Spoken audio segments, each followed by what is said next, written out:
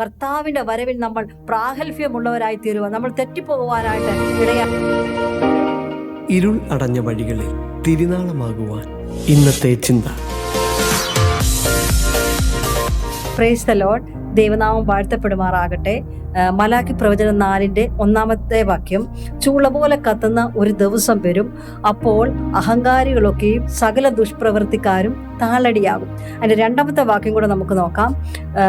എൻ്റെ നാമത്തെ ഭയപ്പെടുന്ന നിങ്ങൾക്കോ നീതി സൂര്യൻ തൻ്റെ ചിറകിൻ കീഴിൽ രോഗോപശാന്തിയോടുകൂടെ ഉദിക്കും.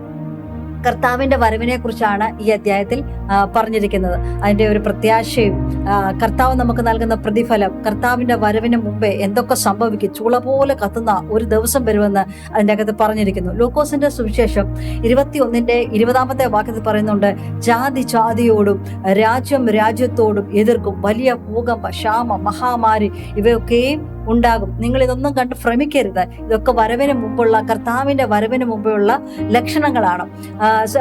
പൗലോസിന്റെ ലേഖനത്തിൽ 2 പത്രോസ് 3:6-7 വാക്യത്തിൽ പറയുന്നുണ്ട്, അതിനാൽ അന്നുള്ള ലോകം ജലപ്രളയത്താൽ മുങ്ങി നശിച്ചു എന്നും ഇപ്പോഴത്തെ ആകാശവും ഭൂമിയും അതേ വചനത്താൽ തീക്കായി സൂക്ഷിച്ചു, ന്യായവിധിക്കും ഭക്തികെട്ട മനുഷ്യരുടെ നാശവും സംഭവിപ്പാനുള്ള ദിവസത്തേക്ക് കാത്തുമിരിക്കുന്നു.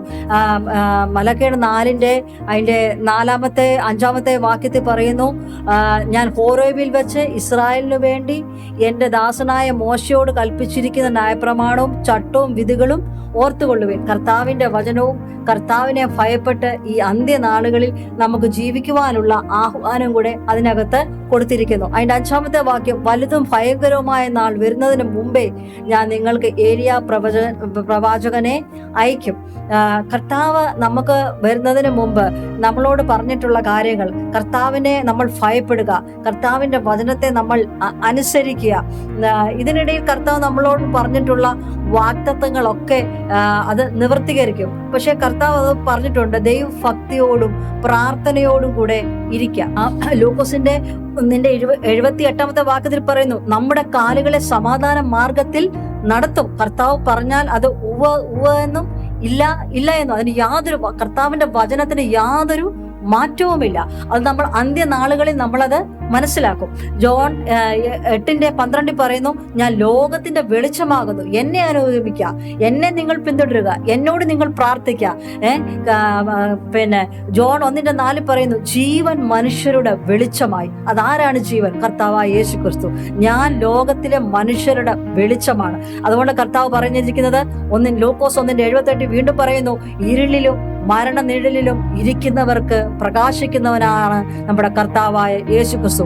ഈ ദിവസങ്ങളിൽ നമ്മൾ വിശ്വാസത്തോടും പ്രത്യാശയോടും ആ കർത്താവിന്റെ വരവിനെ നമ്മൾ സന്തോഷത്തോടെ സ്വീകരിക്കുവാൻ നമ്മളെ പ്രാഗൽഭ്യമുള്ളവരാക്കണേ എന്ന് നമ്മൾ പ്രാർത്ഥിക്കുക. ഈ അന്ത്യനാളുകളിൽ നമ്മളെയും നമ്മുടെ കുഞ്ഞുങ്ങളെയും നമ്മുടെ തലമുറകളെയും ഒക്കെ ഓർത്ത് നമ്മൾ പ്രാർത്ഥിക്കുക.